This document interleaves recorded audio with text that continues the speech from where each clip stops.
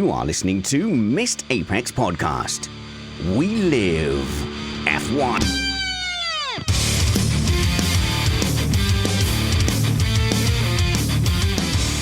Welcome to Missed Apex Podcast. I'm your host, Richard Spanners Ready. We are an independent podcast produced in the podcasting shed with the kind permission of our better halves. We aim to bring you a race review before your Monday morning commute.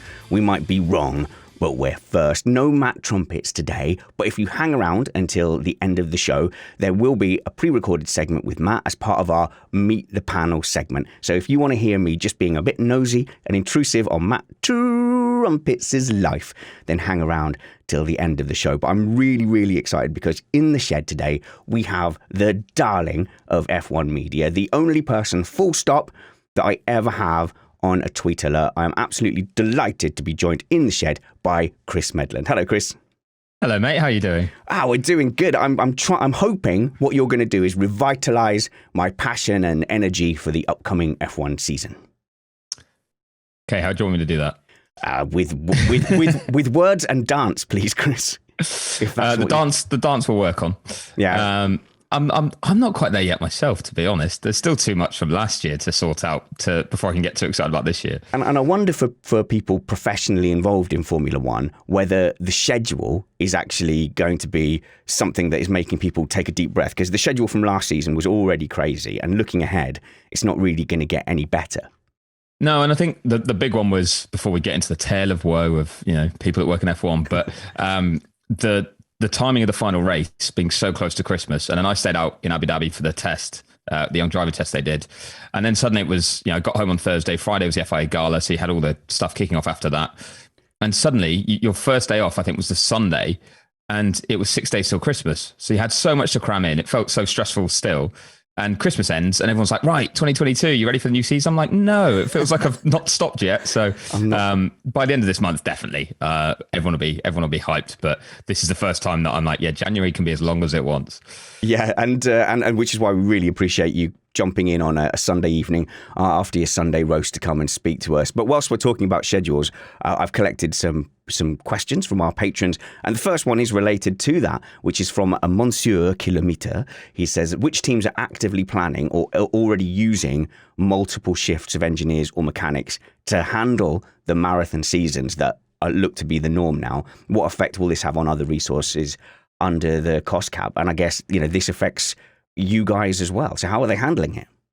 So I think some teams are doing a bit of rotation, but they don't do it too high up the chain, really, because they've got to be careful not to dilute. It's no offense to the kind of backups that they would bring in, but they've tried to hire the best in certain positions, or at least get people working as well as possible in certain positions. And then you don't want to say, well, on that race, we'll be down 1% or 2% on our operations. So they basically try and compensate. So I know, talking to Haas recently, good to Steiner, and it was that if you did more than a certain number of races, you were compensated a bit more to try and make sure that everyone would do them, essentially, so you could keep your full team working. And I think that is one good way of going about it, in the sense that it's that recognition. A lot of people say they knew what they signed up for, so they shouldn't complain, but what they signed up for was different to what they're now getting. Like, they signed up for 18, 19, 20 races, even the newer people, 20, 21.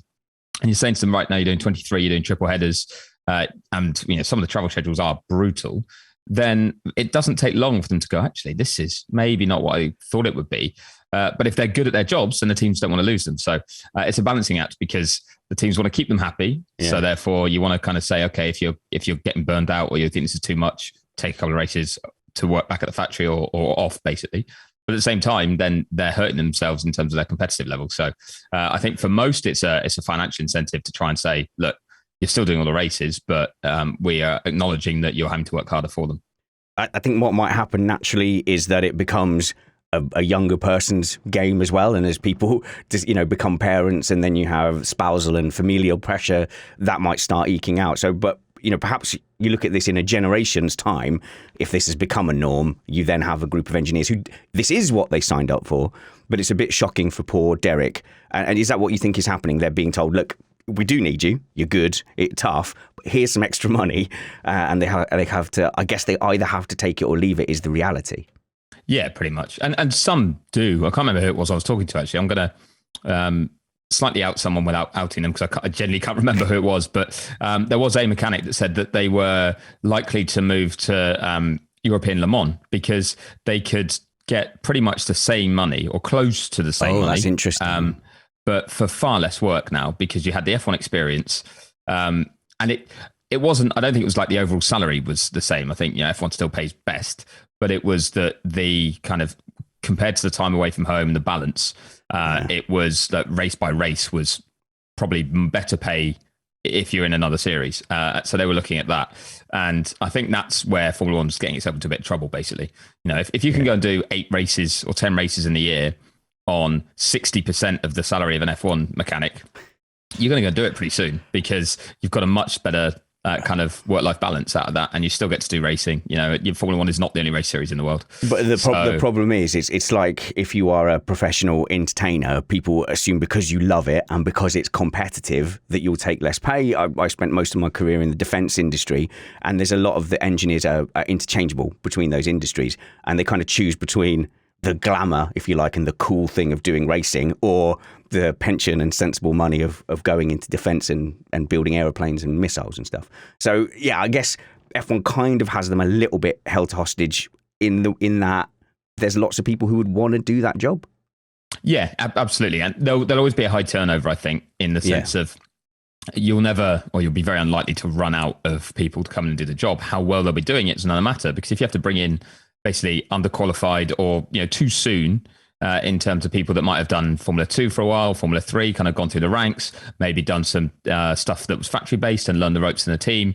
That could be a path that's 7, 8, 9, 10 years until they hit the F1 team. Instead, they're going to be needing them almost immediately, because people are kind of doing a couple of years and going, all right, that's enough for me to hit that box. So I think F1 does have to be careful in that sense. But the flip side is, if it happens to every team, then the level will be the same everywhere. That drop as such won't be noticeable, because everybody will have it. So the smartest teams will probably be the ones that hire all the best people and split the races between them. You can do a third of the season each or something, but that'll take a lot of logistics and a lot of cost. And with a cost cap, that's not realistic at the moment either. So it's a small thing, because for a lot of people, they do still love it. It's just that they keep getting asked to do that bit more for the same money, essentially, and less time at home. And it does reach a breaking point for people. And I think they say yes each time until eventually they just say no. Yeah, so I mean, same money pro rata, like they're not getting an effective pay rise per work, but hopefully they are still being paid for their time. But what about the poor F1 journos? No one's thinking about the likes of you and Uncle Joe. It's going to be rough on you guys as well. It is travel-wise. I'd say actually we're luckier, or some of us are, certainly me as a freelancer, in that a lot of deals are done per race weekend. There's a set amount of work someone wants from a race, or if it's a monthly deal, then that's more painful, or an annual one, that's more painful. But yeah, if it's race by race, then you are still getting compensated on top. So the more races you do, the more money you earn in that sense. But again, I've had it where there's a balancing act. I've turned down work because it would tie me into definitely doing 23 or something like that. And is it worth the sort of pain of not being able to be home at certain times, or the stress of even organizing that season, let alone going and doing it, and with COVID added as well, which has been very, very tricky. So it's kind of that balance, and you kind of got to pick it. But yeah, I'd say from a freelance point of view, I've actually been fairly lucky, and I think a few others would be similar, that you can almost pick and choose a little bit more. But for those that are full-time employees of somewhere, for a lot of them it is tougher, because in the same way that a mechanic or an engineer has it, they're not getting paid more because there's more races. They're just they've got an annual salary and that's it, and they're told, well, you're going away from home for even longer. And for some it's great. Some people, genuinely, it's the best thing ever. It's not everybody. It's just that the ones that it is hurting, it's a bit unfair on if that isn't how they originally signed up and they're not being fairly compensated for it. Yeah, no, it is definitely rough for the people who are having to face that change, and maybe you end up with, I don't want to say mercenary band, but people who end up going, okay, this is going to be my life. It's 5 years, 10 years. The money's good. It's glamorous. Then I'm going to settle down at home and I can buy a house or whatever. But what I'd really like to know is why, and I feel like the answer is going to be money. But why are we doing so many races? Because it's so many. And we saw it with football. where is there even an off season in football anymore? Do they take a break at any point? The F1 off season is nearly non-existent. It's triple header after triple header after triple header. Why, and is it good? So it might surprise you actually to know that it's because of money. Is it money? Yeah, it is. Oh, dang. Yeah. You, at the same time, you do get more races and more locations means the sport ideally grows. There's more opportunities to be in the public conscience. So there is, there is another angle to it in that sense. But the big thing it comes down to is money. And I'm pretty certain that if you went to Liberty and you can do 25 races and make $200 million, or you can do 15 races and make $300 million, they'll do 15 races. It's definitely, that's the main point. But they've got shareholders to keep happy. There's a lot of people outside that you've got to think of as well. Yeah. So there is a balance to be had. We can moan internally, but externally, maybe it's, you'd have a different viewpoint if you're working for Liberty and thinking of those aspects. So to make my question slightly less dumb, another factor I was thinking was, well, clearly the Middle East is getting more involved in Formula One. They're putting a lot of money in, and you wouldn't bet against them eventually owning Formula One. So then they want their region to have more races. And so you've got Qatar, Saudi, and you've got all these races that are coming into Formula One. So does that make five races in the Middle East? You've got Bahrain, Abu Dhabi. I mean, depends. Are we counting Baku? But then you've got, Saudi, and you've got Qatar as well. So you've got 4. It's just that Bahrain seems to be on the calendar 3 times every year at the moment because of COVID. That's true. And we are starting actually with the Shakir layout for race 1. No? Yeah, so there's only one race in Bahrain this year, and it's the normal layout. It's the normal layout. Okay, phew. And then, and then it's straight to to Jeddah again. Okay, so Jeddah that we've just had, we go back to for the second race. Phew, because George Russell is quite good at that layout. I mean, I'm neutral. I don't mind which of the Mercedes drivers does better. So obviously, the Middle East, they'll have their big chunk of the F1 calendar, and we've almost been lucky from a scheduling point of view. A lot of the East Asian tracks have dropped off the calendar during the pandemic, but when the likes of Singapore, China, and fingers crossed Malaysia one day, come on please, go back onto the calendar, you want to keep the heritage tracks in Europe, and then you want to expand into America. I know Liberty are very keen on that. So money aside, there's a lot of tracks just to fit in. Yeah, there's a lot of interest. I mean, that's a good thing.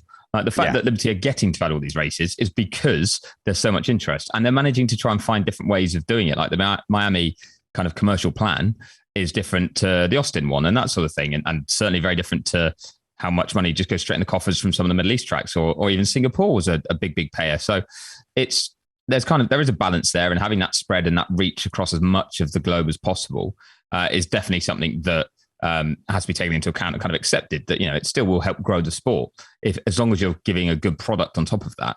But and I also think sometimes we give them a bit of a bad rep because, football's exactly the same. FIFA are trying to look at having a World Cup every 2 years rather than every 4, because they say, yes. And the reason they give is because of how much money they can make from it. Yeah. And in one sense, you're like, well, that's understandable because you're a business and you go, well, we're missing out on all this money.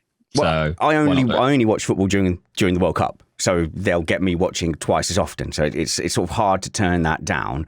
But EJ points out in our live chat, Suzuka as well. We've not had Suzuka for ages. But is it good from a sporting point of view? I guess that takes a big sort of second fiddle. But a lot of F1 fans were experienced, I think, a bit of F1 fatigue.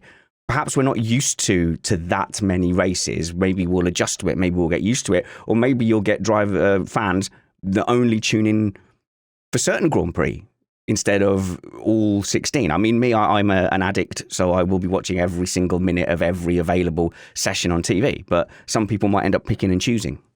Well, I think, part of it is you've got to admit, even for fans, like it's a big sacrifice to give up every other Sunday or more than every other Sunday and say to your family, if you've got family or friends or whatever, no, I can't do anything this Sunday afternoon there's a race on. And you're always saying that essentially.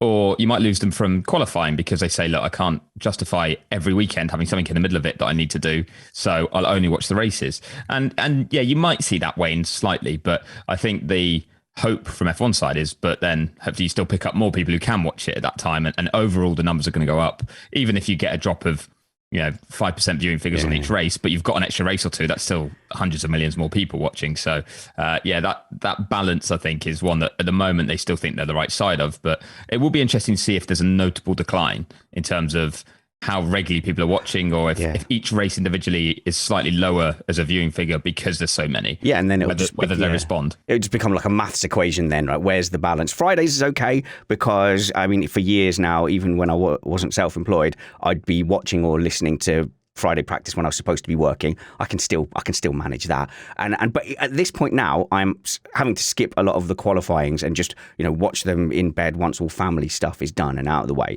So you're absolutely right. We are going to have to make some compromises if it keeps increasing. And let's get to some of the patron questions. In fact, before I do, there's a lot of varied patron questions about a variety of different subjects, but I do want to address the elephant in the room. And whilst I don't want to rehash the debate over the outrageously wrong call in Abu Dhabi, I am curious about how you have taken Knowles-gate. And for the non-UK viewers and listeners, you might have noticed a lot of F1 journalists being very vocal about Abu Dhabi at the moment, or defending previous positions about Abu Dhabi. And it's because a TV personality, Nick Knowles in the UK, from a DIY show, basically used his massive Twitter account, compared to F1 journos generally, to just go on a massive rampage, basically called all of you lot out for not doing your jobs and for not calling for the blood of the FIA.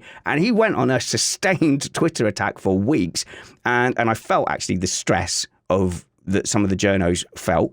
Your buddy Nate Saunders there, people are attacking him. Nice Nate. And he's like, but I did write all these articles. Here's links to all the articles. And that still didn't stop the vitriol that ended up getting put at the F1 media. And I feel like they want you to call for blood. And if you don't, you're an untrustworthy and paid shill. And I don't know if you mind talking about it, but that balance between reporting well, but also just crapping on your own lawn is a difficult one when you're following a governing body, one governing body, and that's all your job is following around that organisation.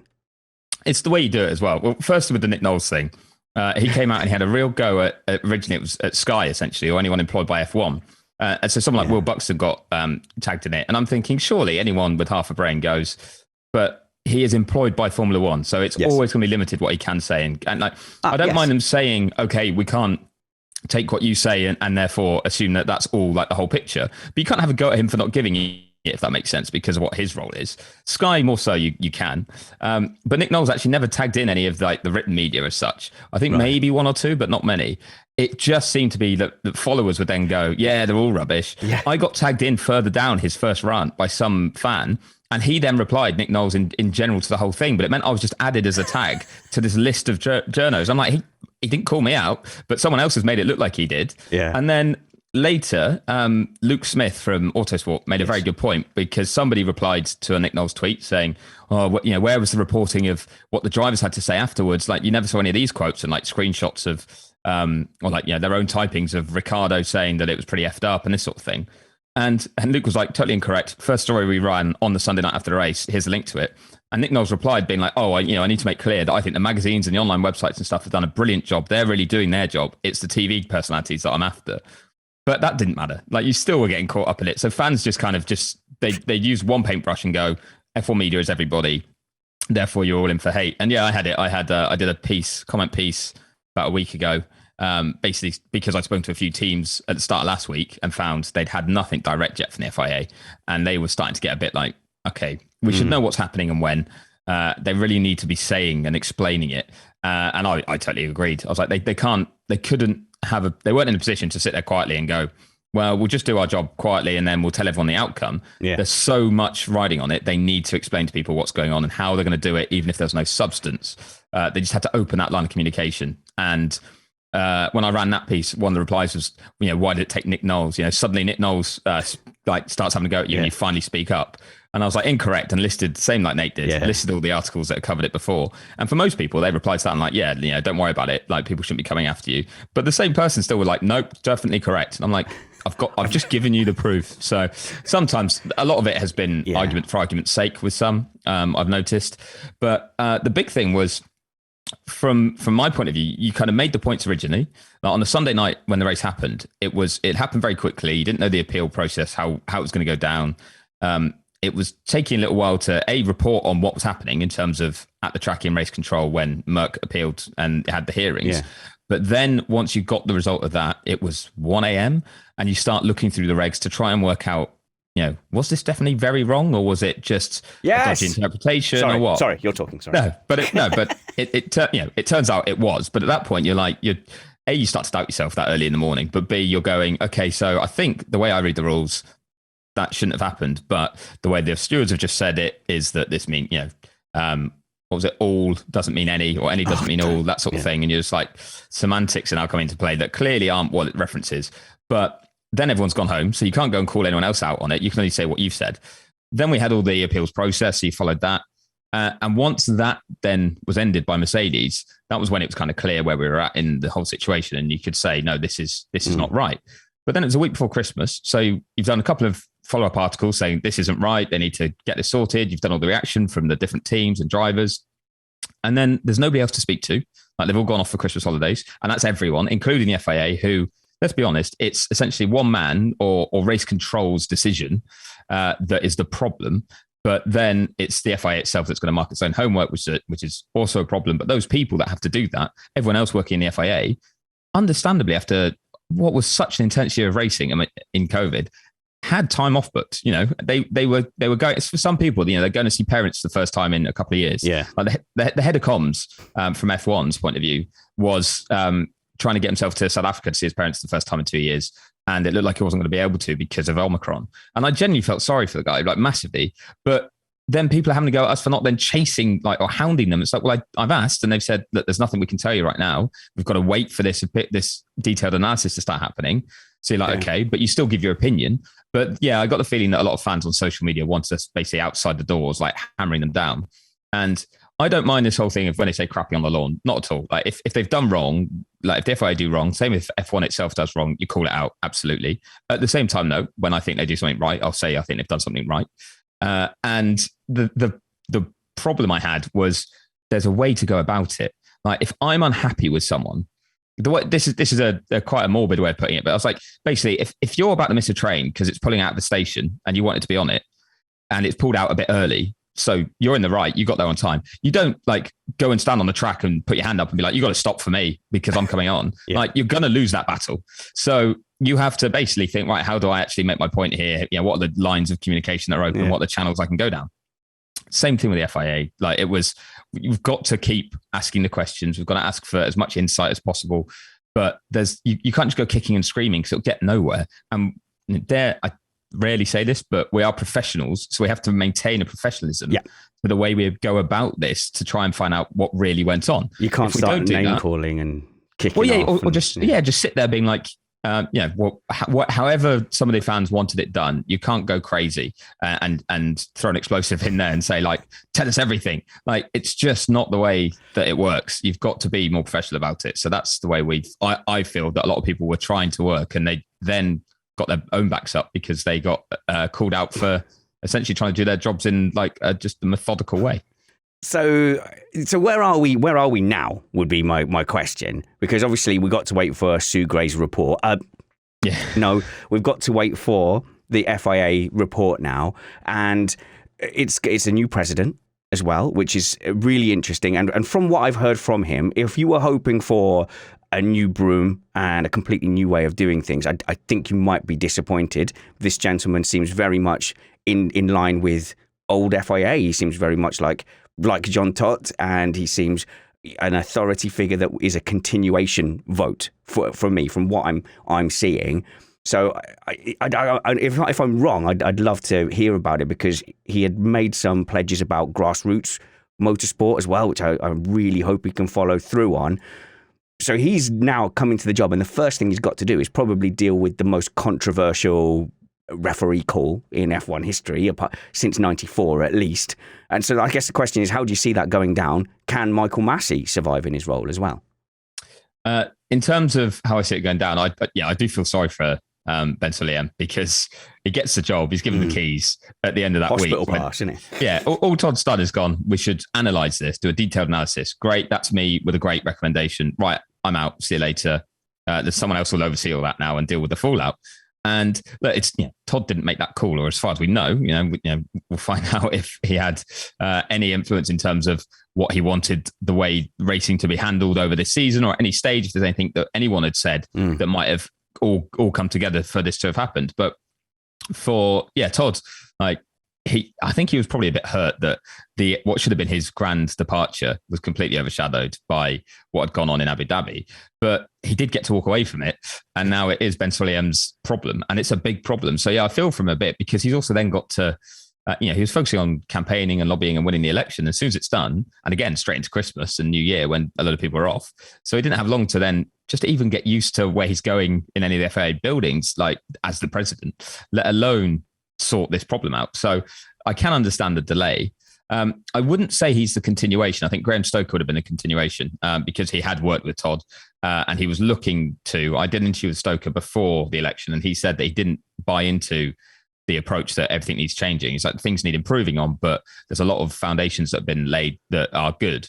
And I think Ben Sulayem hopefully won't change everything, because essentially over the 4-year term, if you want to change everything within a corporation that big, you're just not going to get through it all. So nothing actually will improve at all. It'll get worse before it gets better. So I think there will be some stuff that stays the same, but I think there'll be some other bits that are different. He clearly wants to play on the fact that he used to be a driver and says, that's my connection to the drivers themselves. Rally? That comes up in every answer. Rally? Yes, rally driver. Yeah. But that came up in most answers he gave in the couple of press conferences he's done. And I think it was a deflection technique, because he's like, well, right now I'm not in a position to really say much more. So I just need to say that I understand the driver's point of view and their frustrations, and I will talk to them. But that only will go so far in that role now. Like he's going to have to be very smart politically. He's going to have to be very strong. And to be honest, when I ask about Michael Massey, I think, dare I say, it's an easy win for Ben Sulayem, but one of them will be to not have Massey in that role coming back. At the very least, a complete restructuring where it's not full control to Massey, because even if it turns out, because we don't know yet, like how it all came together, what was said by who in terms of the way they wanted the race to be handled or anything like that, even if Massey was under pressure from elsewhere, this is just speculation. This isn't like, I've heard this. I made the same speculation, but yes.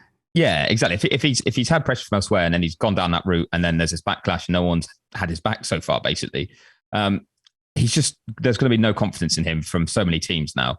He's lost the respect of the teams that I don't think it's going to be possible for him to have full control in race control and not have every decision questioned. Even if he makes every decision perfectly from now on for the rest of his life, they're not going to trust him as much. And when a lot of those calls are safety calls, that is critical. Even if, and I can't quite say, even if he's not to blame at all, there's a critical safety call. If that's being second guessed, that is a danger. But for the new president, he can always say that is something that was under a previous administration.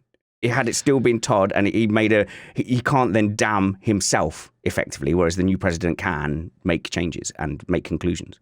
Yeah, that's true. It kind of gives him the freedom to do it because he wasn't there. But at the same time, you could find that he turns around and goes, look, this what didn't happen under me. I'm going to restructure things. But, these are people that weren't working for me originally. So I'm going to give them a chance under me type thing. I think that would be a brave call to make. But it's a bit, it's a bit harsh almost until the full facts are established. And again, we've got to wait a long time for that now, the way the FIA has set up the timeline. It's essentially the final findings or any changes are going to be on the Friday of the Bahrain Grand Prix weekend, which is, too late really to really influence major change, isn't it? So say Massey doesn't lose his job, then he's not going to lose it on the Friday of the race weekend if they either don't have a replacement lined up or they didn't know it's coming. So we'll either know much earlier or he will continue. But if he's done nothing wrong, then, or there are circumstances that, I say nothing wrong as in, he was following certain orders or whatever. If there's any sort of explanation that can make sense for how it ended up this way, that absolves him of so much of the blame, then it'd be really unfair to be screaming for his head and say he has to go when actually it might not be totally his fault. But I think just the circumstances that have been created, whether it was by him or by anybody else, means that it's an untenable position for him. if the FIA need to, then they should kind of say to him, look, you can run another category of racing. Like, we're going to move you on to something else, but we need to completely shake up F1 because there's just no faith in it anymore. Even from the teams, talking to the teams, they are, they're pretty unhappy about the fact that the way they're now going racing. There's this doubt. There's this that this is what all the focus is on. Yeah. That there's this negative energy around F1, and that's all come from the FIA, not from any of the teams themselves. So you think this is from the team bosses as well?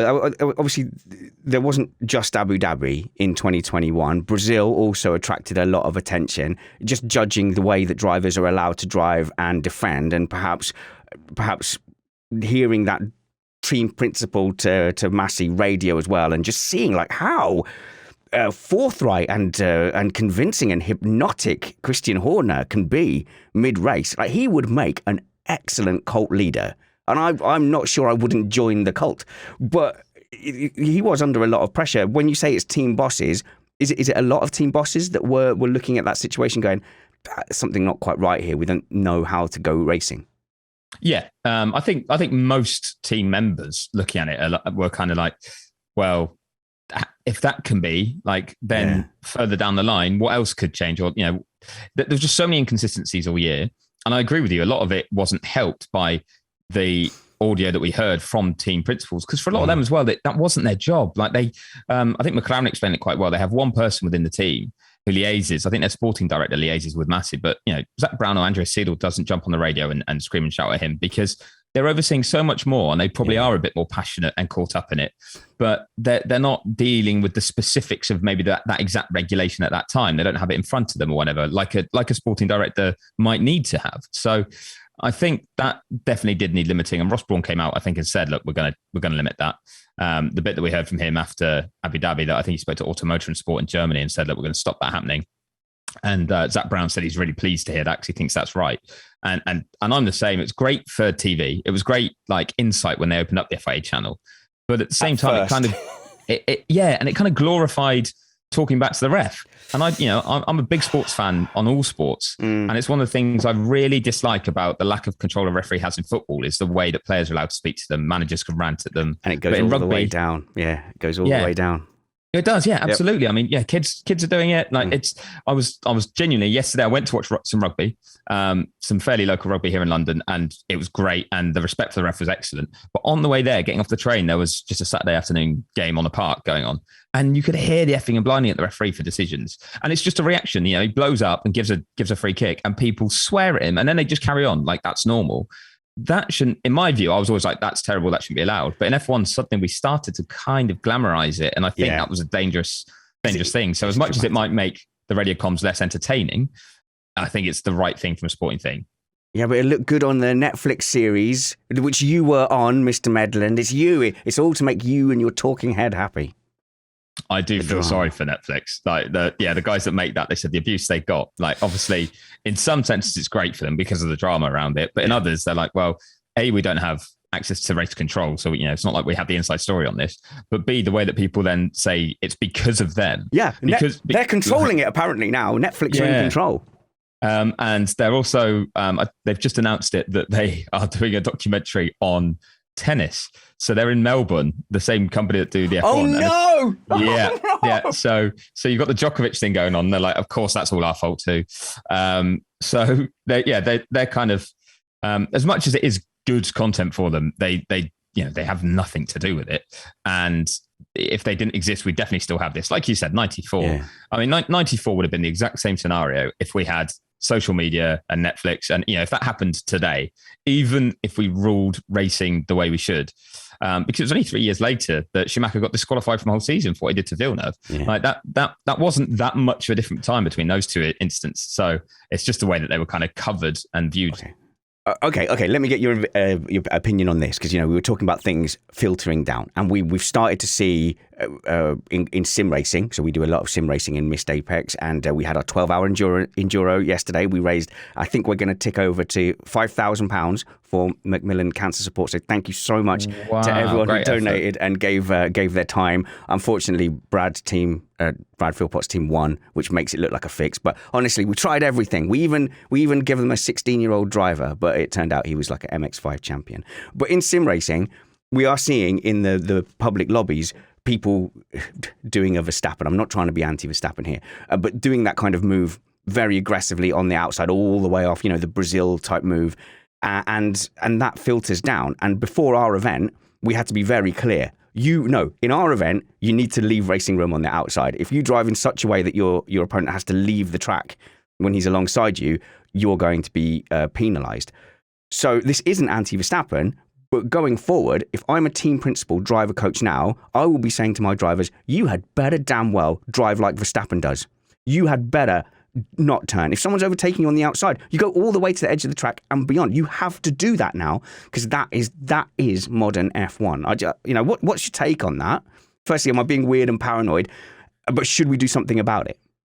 So I think something needed to be done about it. I think the problem is, it's not clear that is okay, because it was in Brazil. Yeah. Well, it was in Brazil, but then it wasn't in Jeddah, which is why that was when I had sympathy for Verstappen, because I felt it was completely unfair what happened, or completely wrong that he was allowed to do it in Brazil. But once that happened, for him to then do the same 2 races later and be told, no, you can't do that now. Yeah. I'm like, well, unless you've made that abundantly clear to everybody, then which perhaps behind closed doors they did, but and most of the drivers seem to say prior to that event happening, it's still not clear what we can and can't do. Then I've got sympathy for the driver just being consistent themselves and being penalised differently. And then you get something like Abu Dhabi, where I will defend Verstappen for the first lap. What more is he meant to do when he throws it down the inside at turn, was it 6, gets the car stopped? And I'm still amazed that Lewis left the door open, but I assume it was because of the fear of contact. But the door was open. Max made the corner, made a clean overtake, essentially. Lewis took to the runoff, completely fine too, to avoid contact, in the sense of, he either, if there'd been a wall there, he'd have had to back out much earlier, or the two of them would have ended up in the wall together, or Lewis would have ended up in the wall. I get those points. So take the runoff because it's there. But Max actually made that move stick cleanly. And then for the stewards not to give him that place back, I also was like, why is that? Like, what more is he meant to do? Is he meant to kind of send them a note to say, I'm going to pass him on the inside here, I'm going to use this amount of braking force, I'm going to be at this angle? Like, you've got to let them. That's the point where I'm like, let them race. I just felt they got it wrong so many times last year.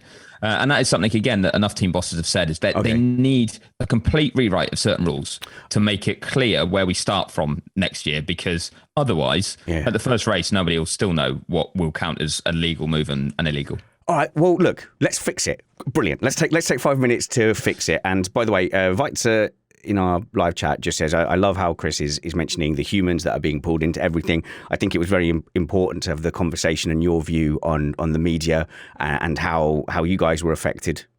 Just on that, actually, there was something you said about some of the questions that came in, and someone said, did anyone have any pressure from F1 or the FIA or anything like that about the way you should... I don't know if I've jumped ahead bit here. No. Let me read the question. I just skipped it for time, but it was Jack, and he said, Jack Reeves said, he may or may not be able to answer this on record, and I don't want you getting sacked for anything, but on the F1 Nation podcast, which is produced by F1, they didn't mention the Abu Dhabi controversy at all post-race, presumably due to pressure from F1. So his question was, have you had any pressure not to say anything from F1 like that? And if so, has that changed in recent years? And on a personal note, I'd like to say, what is the F1 gift basket like? Because I hope to get it one day, and then I will totally just say whatever they want.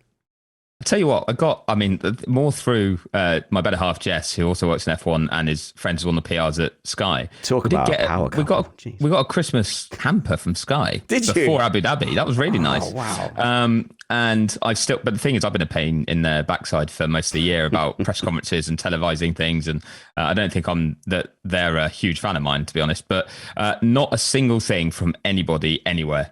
Nothing from F1, nothing from the FIA, even when I've been critical of both, and then I've contacted either side to ask for an update or what's going on, they've been courteous with their reply. They might not have been particularly helpful, but they haven't been like, well, we're not helping you because you said this or that. None of that. Same from the teams. There's been no team saying you need to be doing this more, you need to be doing that more. There's been nothing from Red Bull saying, why are you criticizing stuff? We won the title fair and square or whatever. I think they appreciate that it's doesn't involve them really. It wasn't their fault. Nope. This is the focus is on the way it's governed. So no, absolutely nothing. I'm more than happy to say it on record. And to be honest, I think I would be amazed if anybody who doesn't directly work for F1 or the FIA, I'd be amazed if any of them have had someone in their ear saying, don't say this, do say that, because it would get out. It would absolutely get out. This is such a big deal. That's true. Yeah. You couldn't get away with it. And the second it did, the second one journalist went, Formula One said to me, don't put pressure on us about this. Boom, they're in huge credibility trouble. So I've actually got a meeting with someone from F1 this week. It was meant to be last week, just for a general chat that we were going to have in one of the earlier races before the end of the season about just the way the media works with F1. And there's questions I'd like to ask them about certain things, but have had absolutely nothing. And they quite easily could just drop your WhatsApp and go, turn the heat down a bit, or, Never, not even like that? Not like, hey, Medders, we're trying our best. Just give us a week, man. Give us a week.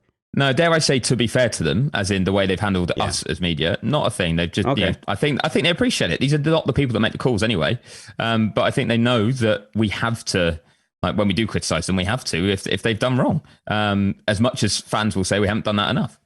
And but actually, Weitz's larger point that he was making there before we went down that path was that whatever your viewpoint of what happened in 2021, because you were talking about the human element, we should remember that Massey is also a human being, and he must be at home at the moment. He must be a wreck, sat at home over what is, it's a sport, and I'm sure we're not calling him evil, and most people are just going, this is a terrible call. It's been misjudged, and he must be at home. It must not have been a good Christmas in the Massey household. No, not at all. And I maintain, and I put this in print at the time as well, I maintain he wasn't trying to help Verstappen win the championship. He wasn't being biased towards any driver, I agree. Purposefully. Yeah. He was trying to create the most exciting finish possible. He was trying to get them racing each other for the title. He thought, I guess, that what he was doing was a good thing, that he was like, it doesn't deserve to end this way. We should see them fight for the championship on track. We should have a green flag finish. And what he unfortunately then did, or wrongly did, was create a situation where really only one driver was going to win. Yeah. Because of the way it all panned out, and it did unfairly influence the race. But I completely disagree with the view. I can't speak for him because I haven't spoken to him, so I don't know. But I completely disagree with the view that he was trying to get Verstappen to win the championship. I don't believe that's true at all. I think he was just trying to make it the most exciting finish he could. So in our fixing of Formula One that we're going to do now, I guess that's number one on the list, is the referee, which is what race control essentially is, just managing, the game. The referee checks the studs on the players, brings play back, has access to VAR. What's it called in football? The camera system. It is VAR. Yeah, it is VAR. He's got access to that, which is the equivalent of referring it to the steward. But we need to, I guess, remove any broadcast pressure from race control, because I'm convinced there was broadcast pressure on race control. Yeah, I would be. There's obviously broadcast influence, isn't there? Because they have the channels. They put them out there. They have they're tapped into the FIA, and they must discuss it. I'd be amazed if they don't discuss with the FIA what they can and can't broadcast from their conversations with teams. Yeah, but that's bad. You haven't got a football referee hasn't got the F1 and Sky in his head telling him what looks good on telly. Well, so I think and this sounds weird, but I think with cricket and their decision review system, I think it is actually tied in to the broadcaster, because obviously those pictures instantly go out. Yeah. And I think it's actually the broadcaster that calls them up. They have someone who sits with the broadcaster to access all these shots. So I guess in a sense they are tied in. But yeah, I mean, it just needs to remain completely impartial if that's going to be the case. I mean, it'll be more time, because Formula One produces a world feed that then goes out to all the different broadcasters. So, it's not like Sky produce their own trackside shots and things. It's all comes from one central Formula One controlled broadcast center. So from that point of view, if it's a Formula One and FIA tie-up, then it just needs to be, you're right, that there shouldn't be any commercial influence going on. There shouldn't be the F1 going to the FIA and saying, look, this is a bad look for us to finish the season like this. You need to change it. The FIA need to have complete freedom to handle it the best way they think. And what really surprises me, okay, the race hadn't been a classic, but we'd had some moments of excitement and drama. Yeah. But in 2012, we had all that, and it was still massively dramatic. And it was like Vettel looked like he was going to win the title, but Alonso looked like he might at certain times. And it was raining in Brazil. And then we had the big shunt for Di Resta, and it ended on the safety car, and that was it. They didn't red flag that. They didn't think, wow, we need to finish this in racing style because it's been such an epic season. They rolled over the line behind a safety car, and nobody had a go because it was what the rules said to do. It's so normal to finish under a safety car. Yeah. But I think the Americans, and I don't want to be countryist, but a lot of North Americans have said to me, "Oh no, but it would have been a disaster if it finished under the safety car." And I'm astounded. I'm like, no, finishing under the safety car is such a completely normal thing to happen. Almost dramatic in its own right, I guess. Yeah, I think, but then if I defend them, I guess what they're probably saying by disaster in that compared to finishing it with a last lap shootout, yes, and nobody going into it would have wanted it to finish that way. Like everybody would have been like, oh, it's a bit deflating that it finishes in that style. But I think that would have been a feeling for like an hour or two. Like that excitement that you had thinking it might restart or watching the race itself, like would have been drained out of you to watch it just roll behind the safety car to finish. But then it would have been actually, that's not the moment that's decided this championship. It's been all of these over this season. Instead, we did get something that you could turn around and point to a moment that decided the championship that had nothing to do with the driver, which is a real shame. But I think there's a lot will need to be reviewed. That's not just about the racing rules or the way race control works in terms of applying regulations. You're right; it's about the way the whole kind of sphere at an F1 circuit kind of fits together and who works with who and who can influence who. And I don't think it's a problem that F1 and the broadcaster gets to speak to race control if it's to get more access for fans to understand stuff. It might actually mean more transparency, but I would remove the team principals being able to scream and shout because that's just not fair.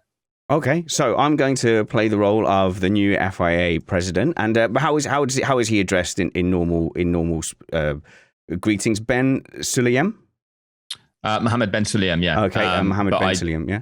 I have not actually met him in person yet. Okay, so you're not Bezzies. He's not like, hey, call me Mo. There's none of that yet. No, not yet. There. Okay. No. So we'll get there, though. But he does call you up and he says, sorry, overdue, Chris. Should have spoken to you earlier. We want to get this sorted before the start of the season. What are our instructions to the drivers on the Verstappen type moves, particularly like Monza, leaving the foot in, ending up on top of the car, pushing wide in Brazil, and you can point to Hamilton doing these same kind of moves against Rosberg. You can also point to Leclerc a little bit. The Leclerc and Hamilton ones, not quite to the same extent. Verstappen has taken it to another level, I think. Where do we stand on that, Mr. Medland? We'll go on you. Either everyone's going to do that, or we bring it all back and ask for more racing room. What's your recommendation, sir?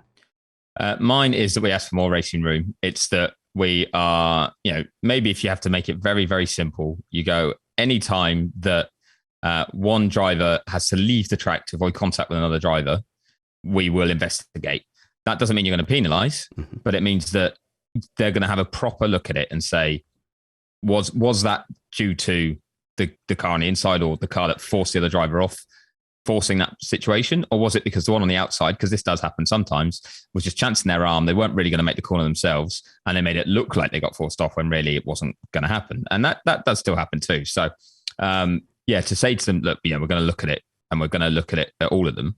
And I think one thing that they should double down on, though, it's something that some of the team bosses wanted reviewed to make more lenient, but I think they need to stick with the penalty point system for these driving infringements, because you're essentially saying, like, if we do find you guilty of this, if we do feel that you would have caused an accident if the other person hadn't taken evasive action, which is something that Lewis always complained about, the amount of times he got out of Max's way, then you are penalising them with points that will add up. You can't just keep doing it. You have to change your ways. Now, to be fair to Max, most of the time he wasn't penalised, so he didn't need to change his ways. But if they were penalising more consistently or handling it more consistently, that lesson would have needed to get through to either him or any other driver that kept getting penalised for it, because the penalty points would rack up pretty quick. Yeah, I've not blamed really Verstappen for making those moves. In fact, I've been more critical of Hamilton. And it's hard to say this, it's kind of stupid to say, but like, let yourself get hit a couple of times by that move. Force the stewards to make a decision. I said the same thing about Rosberg as well. It's like, hold your ground, let him hit you, and then see what the stewards say. So there is a way of doing that, you're right, that is, I think would help. But there's also a point where you kind of go, well, you're in a position where you're the driver gets to choose if there's contact or not. You're still in racing cars at 100 miles an hour or something. Yeah, it's kind of don't know how it's going to end out. And I remember Felipe Massa at one stage with Lewis Hamilton, what would it have been, about 2011, maybe 2012, before Lewis left? They were like magnets to each other. Yeah. But the amount of times you saw Massa allow an accident to happen, like he'd got the high ground, he knew he wasn't in the wrong, so he'd be like, so we're crashing. And I just felt that was, for someone as well who'd had like a serious injury from something that was so freak, I was like, in these cars, surely you can't be doing that. I mean, it costs a hell of a lot of money anyway to repair them, but like there is a danger factor here. So I prefer to see a driver actually getting out the way. I think it just does need harsher stewarding to say, just because he's jumped out the way doesn't mean it wasn't a dangerous move or an illegal move. It's like in football, you quite often get it. jumping over the 2-footed tackle is still a dangerous 2-footed tackle. Exactly. Like you don't stand there and let your leg get broken. You jump out the way, but then because you didn't end up on the floor in pain, they're like, well, it's not a foul. It's like, well, no, it absolutely is. You know, I was taught as a kid, I had a coach who just kept saying to me, he's like, stop staying on your feet. You've got to go down. You've got to go down to get the foul. Jose in our chat says, the thing is, if you let yourself be hit, you get a crash. The other car gets a meaningless 10-second penalty and goes on to win the race. And it's not as simple as us here saying, oh, well, yeah, you know, defend the outside car more. We can point to 2 examples in the season where you said the outside car hangs on in there where they shouldn't. One for Hamilton, probably Imola. He probably didn't quite have enough to be where he is, and they did end up having contact. And then Verstappen at Monza in the chicane, that was done. But then he's like, oh no, I was forced off. So yeah, if we go too far, I'm glad it's not me that's having to make the decisions, but clearly something was not right this season. We had so many occasions this year where the top two, the 2 biggest names arguably in the sport that right now, to the best talents, were going wheel to wheel, properly fighting for a race win. Like that's what made it such a great season. This wasn't one of those years where one car was dominant at one sort of track and one was dominant at another, and they kind of just picked up the wins here and there. That happened a bit towards the end of the year at times, but so many races, it was the 2 of them together on track. So there were big decisions that did need making. It was just the inconsistency was so frustrating, and then also made it harder for them to know what they could do.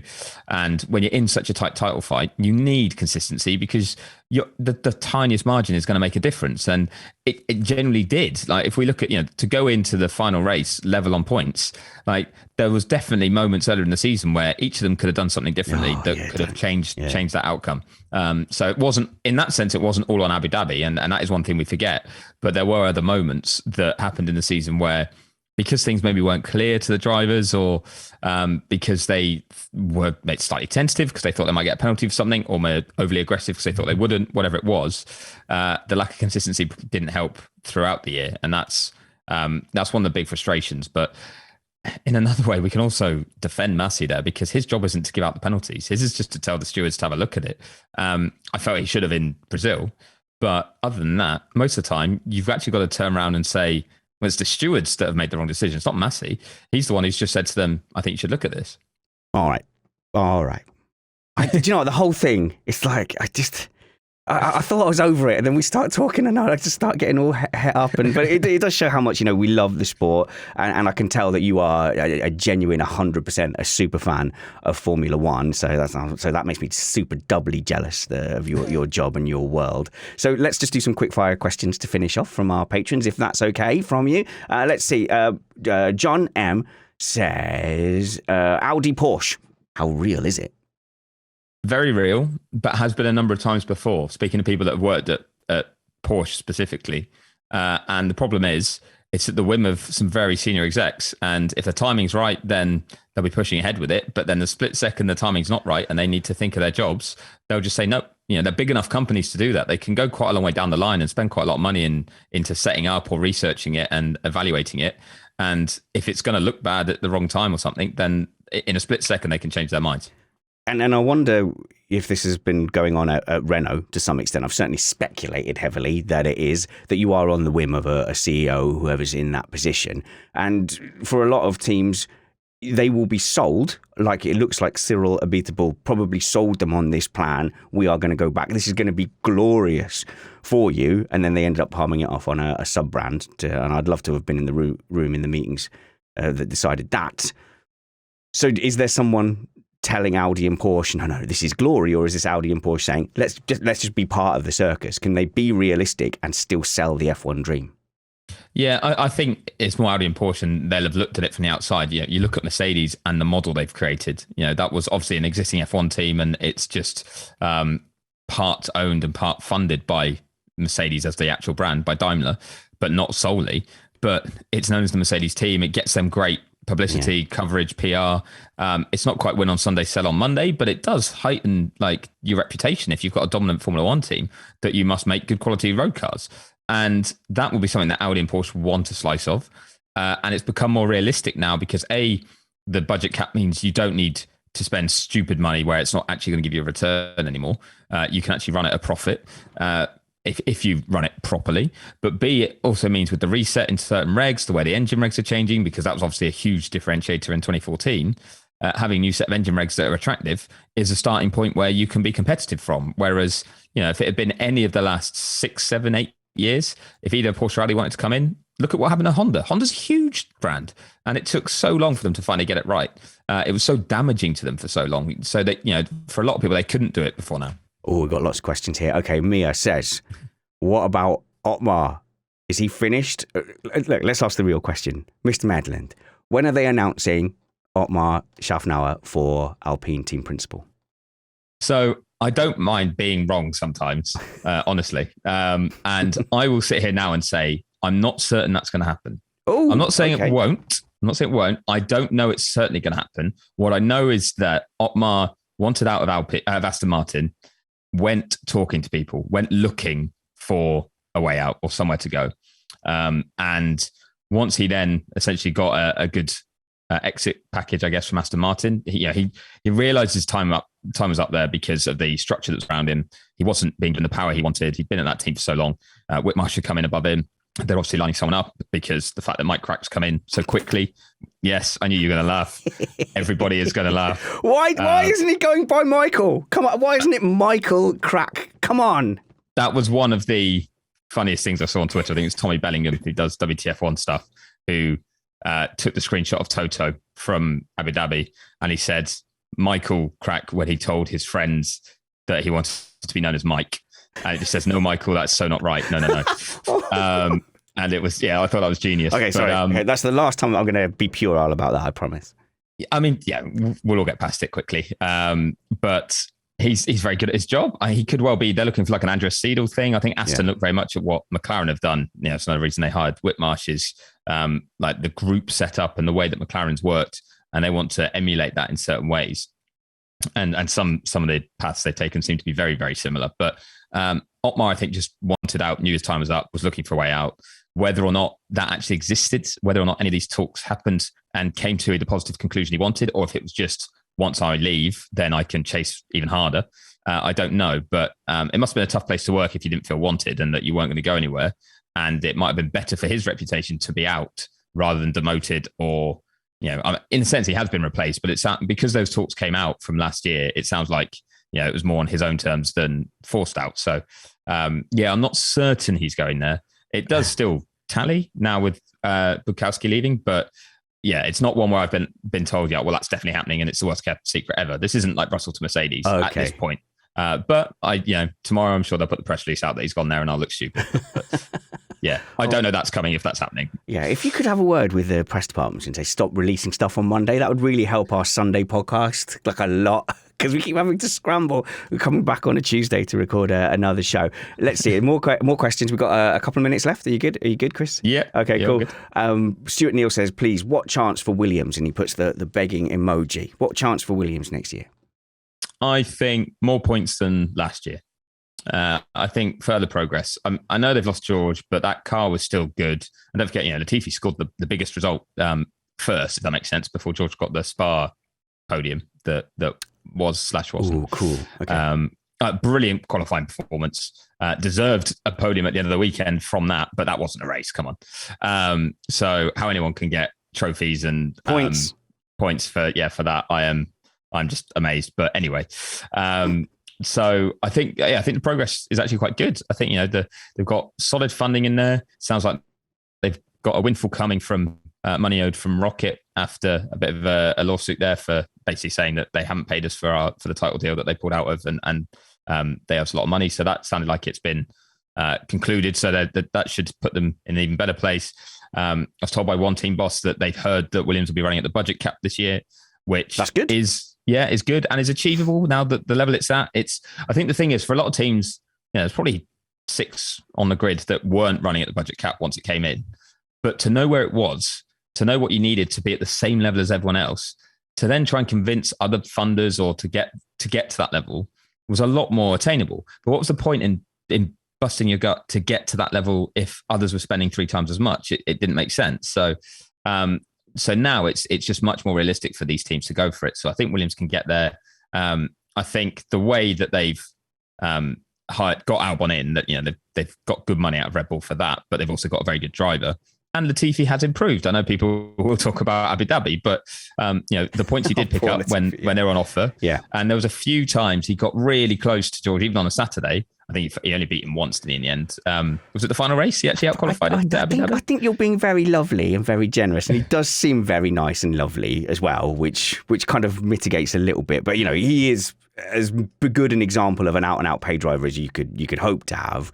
But has he got potential to do a job with Albon is the question. Yeah, and I'd say yes. I think the progress we've seen from him, he's still not going to be your team leader. And yeah, he should, at this stage of his career, he should be based on how long he's been there. But he will do a solid enough job. His big thing he does have to work on is qualifying, because he can't get it hooked up on the first runs. And he's always just missing out that couple of tenths at the end of Q1. George goes through, Latifi misses out, and George keeps improving. I think we saw Latifi once do it. Once he went through, then with that knowledge, he improves a bit again into the next one. He's got enough. He's got enough about him that I think he'll do a solid enough job there. Obviously, the money he brings is very, very helpful, which will make the car stronger. That engineering team is very good. Capito is a very good hire for them. So yeah, I'm going to call more points than last year. Okay, no, call a position. What? Come on, what are you doing? I'll go P7. Oh, P7. Okay, so one higher. Yeah, but I mean, it's very tough to work out who's going to move where. And two, I think that'll be, some good results will come from that. I don't think we'll see what we had this year, where, basically McLaren and Ferrari were locking out the positions behind, or even AlphaTauri every now and then, and Alpine when it was on their day. But you had that cluster that were really strong. So for Williams, it was so rare that they could actually get into the points because the midfield was so tightly packed ahead of them.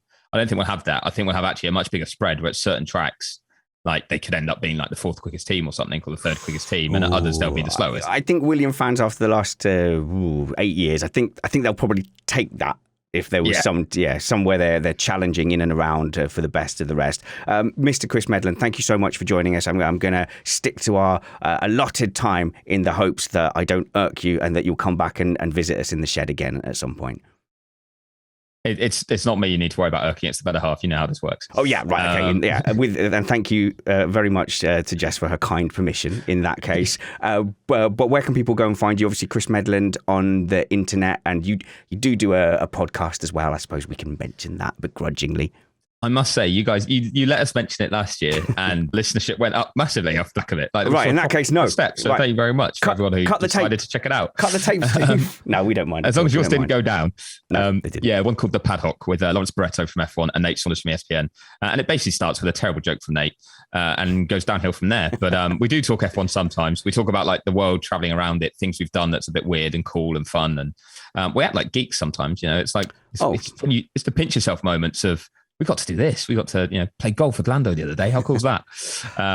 So yeah, we do all that sort of stuff that professionally we shouldn't really, but yeah, that's the sort of stuff we talk about. And then just at Chris Medland F1 on Twitter, and at Chris Medland on my Instagram. And then I write for loads of things. If you Google it, you'll find it, I'm sure. Okay, well, look, if you go to Paddock, don't abandon us. That's not how this works. There are 2 podcasts we ever recommend on Missed Apex, which is yours and for F1's sake podcast as well, because those guys are a right bunch of turnips. And hopefully that means that you'll be more than happy to come back and join us in the shed again. Absolutely, and we'll return the favour. I'll make sure that on the next episode that I bitch about how long I was. No, I do talk about how great it was. The trouble I got into when they let me out of the shed, Chris Medland. Thank you very much, and we will see you. Have a great 2022. Thank you very much.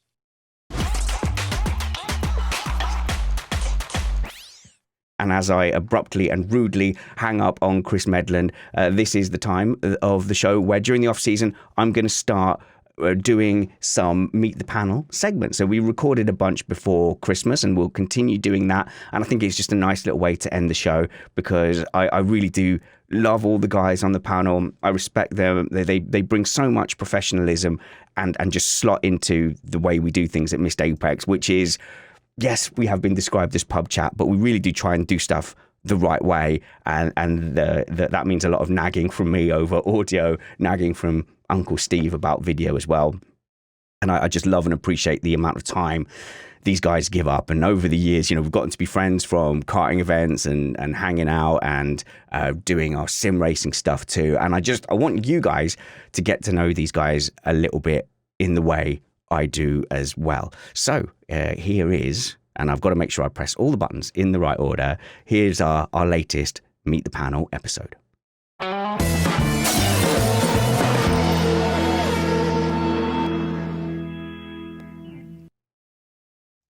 introducing none other than Matt Trumpets. Hello, Matt. Thanks for dropping into the shed for this. Well, it is such a massive effort for me to set up and join this call. So I'm glad you appreciate the amount of work that I'm putting in here. Yeah, I know. It can be nervous talking to me over Zoom. You hardly ever do that. No, we do a lot of podcasting together. It's an unlikely pairing in a way, because I wouldn't naturally, in the olden days, be suddenly doing a podcast with some random dude from Brooklyn. Yeah, but weirdly, it makes sense too. I think it's really helped us with, be a truly transatlantic show. That's what I've really liked about it. A lot of Americans have come on board and gone, because we've got an American voice on there, it gives us like an instant in and relatability, and then you can see how that translates, can't you, to say a female podcast or a black podcast where people will go, oh, that person's like me. That's a good start point. I'm now comfy. Yeah, as they say, representation matters. And it's weird given my general socioeconomic demographic. Old white dude.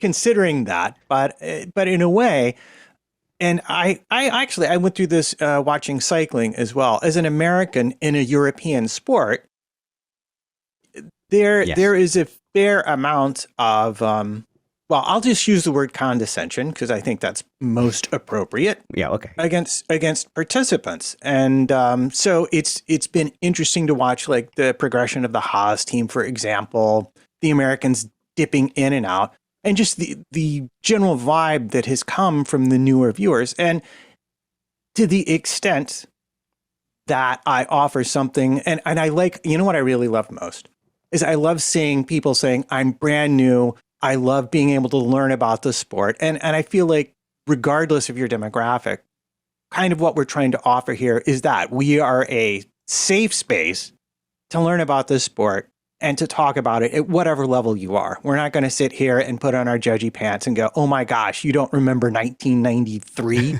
Yeah. I'm not going to talk to you because you're not worthy. I despise that attitude. So I think we definitely avoid gatekeeping wherever we can. And if we do accidentally do it, I think we tend to identify that. But it is interesting that you were basically a minority, like a novelty, being an American F1 fan. I mean, in 2014, when we started doing stuff together in the F1 space, it was like, oh, how strange, we've got an American. And I always thought having you on a podcast made it sound like we were off the telly. Look, we've got a fancy American voice.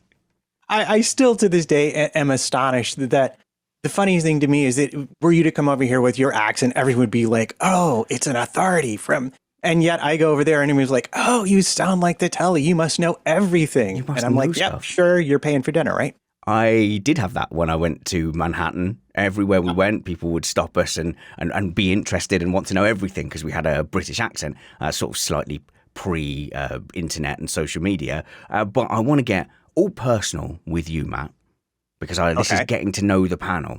So the first thing people should know about you is that you are forced to work to my UK-centric timings when it comes to UK stuff. And I'll often go, Matt, jump on the call. And you'll be like, okay. And it's like 5 a.m. But you just go, oh, whatever. Yeah, you're like, oh, can we do that at like noon? I'm like, well, yeah, it's like 7 a.m, but okay, sure. Yeah, I've had to learn time zones because of you. But then when we're doing our evening and we're all settling in, we've got like a rum or something or a glass of wine for the podcast. For you, it's like 2 a.m, but you'll often join us anyway. Yeah, well, 2 p.m, but yeah. Oh, in the afternoon, yeah. Having been to New Orleans, I've discovered that alcohol time can be very flexible. So I just pretend I'm over there and then it's all okay. Okay. Now we're getting into a bit of personal stuff. Why did you say New Orleans? Is that where you're from? No, it's just it has been one of our favorite places to go. My wife and I went for an anniversary. We went back later with the kid, did like a family trip there. It's just a fun place to go, but they have a tradition called an eye opener, which is a highly alcoholic drink you consume with breakfast. And that's okay when you're in New Orleans. So technically you can always justify it if you really want to. Sounds like I could. Sounds like I'd enjoy a trip to New Orleans. Apart from that, what brings you and the wife to go to New Orleans? Was it like an anniversary, a proposal? Well, she had traveled there she had traveled there for work and really liked it. And then we went back for an anniversary, the two of us. I had actually been in high school, believe it or not. We did a music trip to New Orleans to participate in some kind of competition there. And I remember wandering down the streets with a hurricane multiple times, sort of. I remember I did that. I don't remember actually doing it, if you catch the small difference there. There's weather there? There's weather in New Orleans? Yeah, it's hot and tropical there. It's steamy and humid. But the downtown, the French Quarter, is very European in the sense that it's walkable. The architecture is really lovely. And there's loads of amazing food and drink to be found, and music everywhere. The music in New Orleans is just amazing. Because you're a music man. You're a trumpet man. The easiest of all the instruments, because it only has 3 buttons. 3 buttons. But you went to like a posh place to learn trumpet. Like when we say trumpet, you're not like a dude that does trumpet as a hobby. You trumpet. Yeah. No, I attended Manhattan School of Music for graduate school. And that was... How long ago? That was 87 to 89, I think. I was so there. long ago. I was 6. That was very, very long ago. Yeah. I've forgotten everything I ever learned. But it was winning that audition to get in, because I had to play in front of the best players in New York who were on faculty there, including legends, international legends on my instrument and other instruments. And being one of the 12 people they admitted that year. That was, nice. It's kind of like you go to the Olympics and you have your good moment, and then you're like, well, I might have just peaked then. That could have been it. You peaked in 1987. Yeah. I had that. I had one of those. Well, not the only time. I mean, like from a personal point of view, but from an absolutely professional point of view, it's an achievement. It was entirely on merit, and I literally played so far beyond my ability that I still marvel at what I was able to do. Yeah, so, yeah. It was just one of those moments where everything came together perfectly. And so coming out of that school, is that like the music equivalent of like, oh, I'm Oxbridge, or like a Harvard? Is that prestige? Yeah, if you imagine it for like fast food cooks, then yes. Right, okay. Because musicians are basically lower than hired help over here. Oh, are they? Yeah. Okay. Yeah, okay. Well, there's a similar thing in the UK. Everyone kind of admires them on a ground level, but when it comes to professionality, there is an expectation that you do something you enjoy for a living, therefore somehow it's less valuable, or your time is less valuable. Yeah, I'll put it to you this way: for a lot of gigs that I do and used to do, I get paid the same now as I did in 1987. Yeah. Do you know, and my wife finds a similar thing. She goes, I've not put my rates up for like 10 years. And I think people want to play less and less. There's obviously, it's a very competitive field as well. But you've been out there doing orchestras and like trumpet gigs. And I love the kind of event type stuff you do. People will hire you to be in a particular uniform for a thing. And you make the event like kick off and be posh.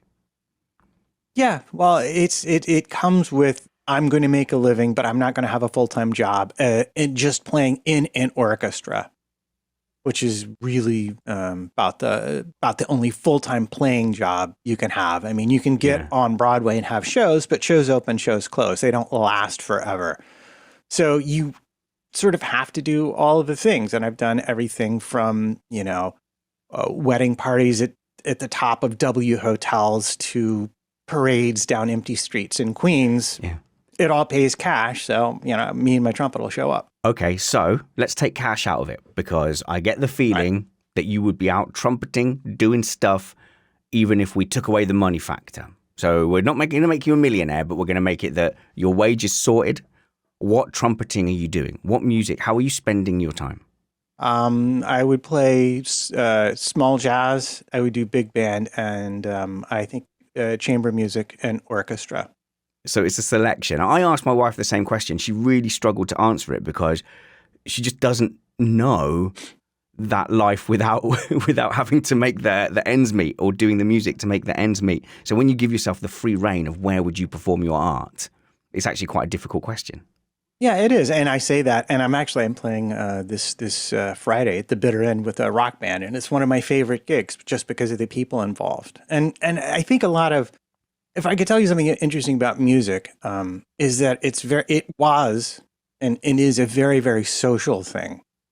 So the gig is fun, but the people are fun, and there always used to be, at least pre-COVID, a lot of times. As you get older, it goes away, but you would always do a gig, and then you would always go out for drinks afterwards with everybody. And it was always social. And you actually used to go to bars to find work. I mean, you would hang out in the bar, someone would come in and say, we need people for this. And if you were there and you were free, you took the gig. And that's how, back in the day when there was that much work and there wasn't the internet, that's how things happened. Did you go? I saw a little of that actually in the Manhattan scene. Like even just there a week on holiday, Nicola managed to get in like with a group of musicians and do stuff. But did you like carry your little trumpet around in a case? Yeah. Well, I mean, this predates my time, but yeah, you would. Everybody could afford to live in Manhattan. Oh yeah. And you would go hang out with the other musicians, and they would, and then contractors would come in, or people would come in and say, I need a sub. Oh yeah, are you free? Yeah. Who do you know? I know so and so. Okay, it was all networks and interpersonal connections that got you work. And I've seen it in action. And saying it's social. It's so good at the karting events when obviously my wife's doing the jazz and the piano and the singing, and then suddenly the trumpets breaks out, and there's that moment of realization of everyone in the room, because obviously I've just been sitting there going, 2 trumpets for about 6 years, and then that's it. You suddenly get the trumpet out and people go, oh, like I knew, but oh. Yeah, no, it's still a surprise to me how much people are impressed by my playing, because I'm not necessarily all the time, but it's because it's like that sound in your car. You don't notice it because it happens gradually over days and weeks and years, and then someone gets in the car and is like, well, what is that noise? And you're like, oh, that noise. Yeah, I should probably get that checked out. But it's still a treat to me that Jack Nichols came up and told me how impressed he was with my playing. I will live with that happily as a compliment. That is good. And of course, that was at a karting event. So let's talk about you and your relationship with racing a little bit. Right. You are famous on Missed Apex for being very much into the tech and engineering side, which I'll roll back to. But what I was curious really about was you had not done any turning of a wheel until very late in your life. Was that your first competitive go-kart race that you did at Missed Apex? Yep, absolutely. At Buckmore Park, jumping straight into one of the best probably kart tracks in Europe, and straight into those rental karts, which the likes of Brad and that will be like, Sodies, whatever. But for us, we're like, this is too fast and it's downhill and I'm going to die. Yeah, no, it was plenty fast enough. Yeah, plenty fast for me. For me, I had no prior references whatsoever. It was plenty fast enough for me, and it was quite challenging.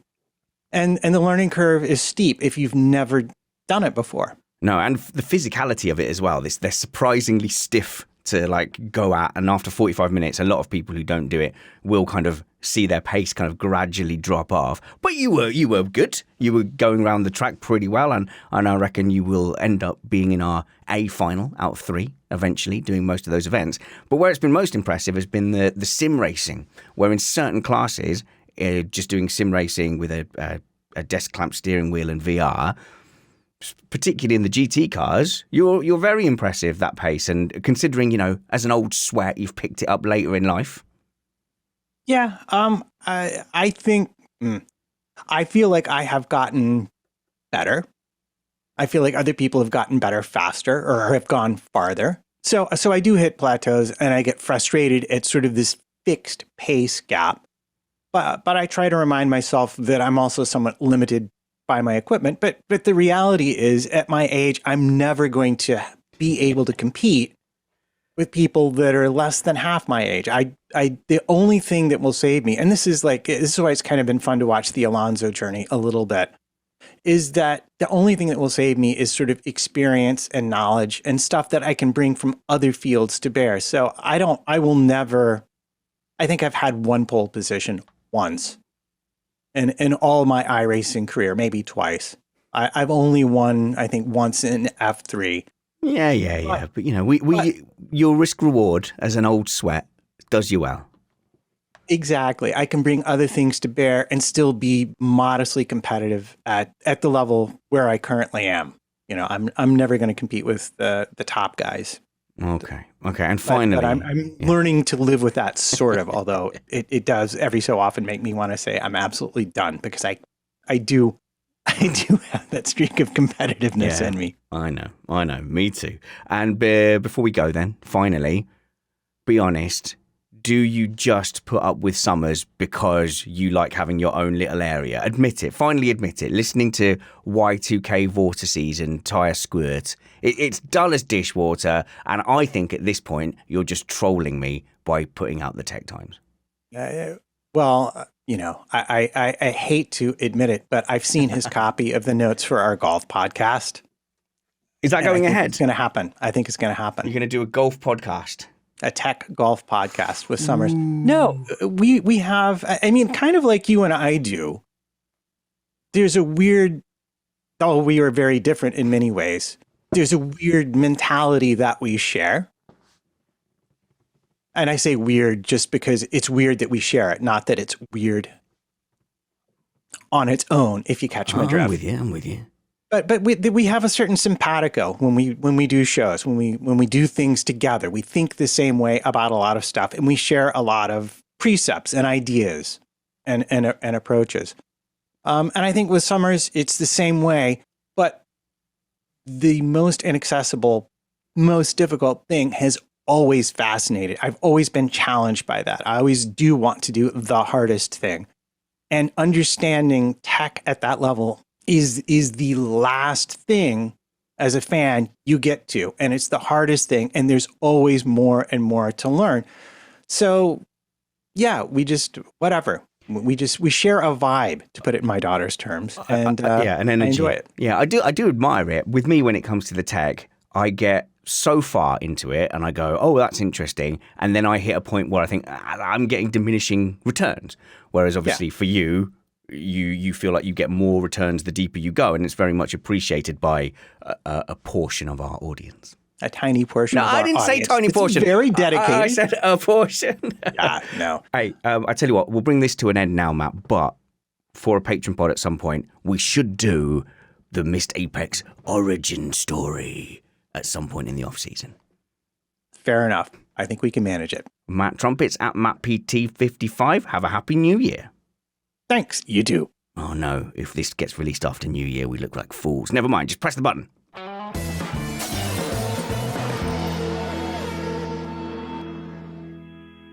And we're back in real time with me in the shed. I was just watching that interview as it rolled back. It was indeed before New Year. And Matt is a very interesting character, as those of you who have tuned into things like Remain Indoors and Doom Scrolling will have realized by now. So you guys might have been wondering where Doom Scrolling has gone, and it is the feed. We're not doing Doom Scrolling in its old form, but what we're doing is we're bringing Doom Scrolling into our Patreon podcast. So because we have such an active Patreon community now, and because they have basically empowered us to spend more time on Missed Apex, we're going to be doing twice monthly, bi-monthly. Does that work? We'll do 2 a month. So basically Tuesdays are a day that me and Matt have put aside now for more content. 2 of those will be things like Uncle Joe and Matthew Carter and anyone, and maybe Chris Medland, that we can get a hold of for some extra F1 content. But we're also going to have every other Tuesday doing some Patreon-only content as well. We're looking at some live call-ins. So I've got a bit more call-in experience now. So maybe we'll have a chance to speak to some of our patrons and do a bit of a call-in show and some looser content. So with Doom Scrolling, we will mix in F1 content with also just stuff from our lives and be a bit more relaxed and take on some different topics as well. Obviously, it is in and around F1. We'll just allow ourselves a bit more license to drift, as it were. So if you want to be a patron, please come and support us at patreon.com/Missed Apex. A fantastic show, I think, with Chris Medland. That was so candid. And the way he was speaking about how he's affected and how things roll and play out to him, not only with the media stuff recently, where the media, the journalists became the focus of Twitter ire, but also, the insights into how the processes work, asking the FIA for information. It was, absolutely fascinating. And I hope we can get Chris on, and do go and check out Ad Hoc. That's not Ad Hoc, Pod Hoc, isn't it? It's his F1 podcast as well. They're great guys. And like I said, during the races, I do have him on Tweet Alert to make sure that I don't miss anything. So upcoming, we've got some news shows, some topic shows, some discussions, a free reign, because there are no restrictions of those pesky races getting in the way of us making content. Matthew Carter has said early February he's going to come and join us. He's just relocating at the moment, but then he'll be with us. But plenty to look forward to into the off season, and there really isn't that much time between now and F1 launches and test sessions, so we will be packed, I think. So stick with us here at Missed Apex Podcast, and wherever we see you next, work hard, be kind, and have fun.